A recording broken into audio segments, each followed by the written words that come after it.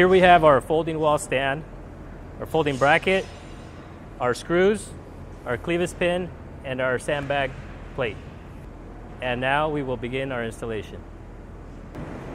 Okay, if you're doing this by yourself, the best way to go about it is to stand it up, straight up, so you don't have the frame trying to fall on you.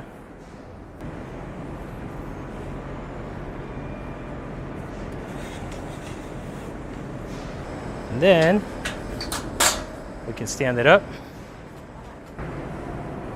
Okay, now we'll place our sandbag bracket.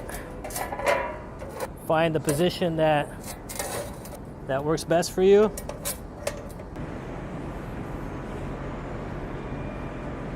And we're ready to fasten it onto the wall. So all your holes should line up with the back of your panel. They're all the same spacing.